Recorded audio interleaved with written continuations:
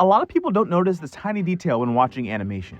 If you look closely, you can see how animators don't actually draw characters the same way each time. Like, look at these SpongeBobs. They're all clearly SpongeBob, but because different artists drew him, they look slightly different. Just look at the eyes and proportions and shapes. But it's not just TV artists that do it. You have to watch even more closely, but Disney animators do it too, in a more subtle way. Funny, in drawing Ariel, I had a team of animators working with me as well. Everybody drew the shells a little different size.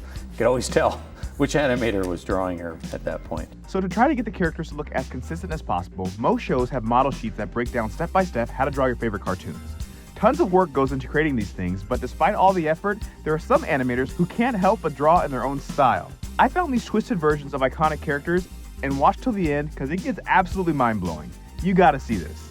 Welcome to Animation Hustle, the place where we dive into the funny and untold stories behind your favorite animated movies and TV shows. And don't forget to subscribe because these Disney animators are kind of low-key unhinged. Okay, so first is Tim Burton. Now, he's had such a successful career as a director that a lot of people forget that he started out as an animator.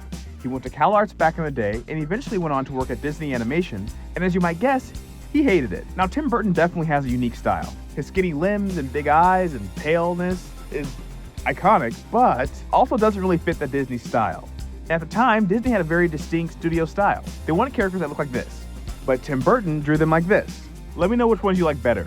So next is Chris Sanders, and he's the animation legend that created Stitch and Toothless and everyone's favorite random lifeguard. He worked on tons of Disney movies and drew some of the characters in his own style, and it gets really, really crazy. So his style is super unique. I don't really know how to describe it, but you can instantly tell he drew something.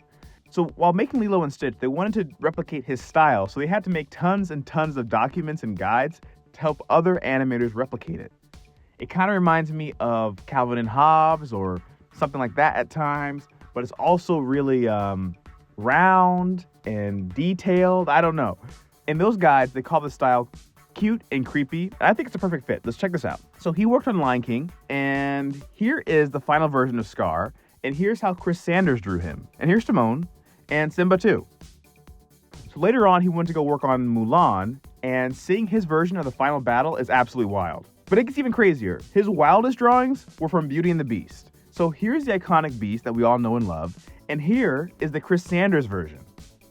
I don't know what he was thinking. I hope you enjoyed seeing these iconic characters and unique styles. Drop a comment and let me know what you think, and I'll see you in the next one.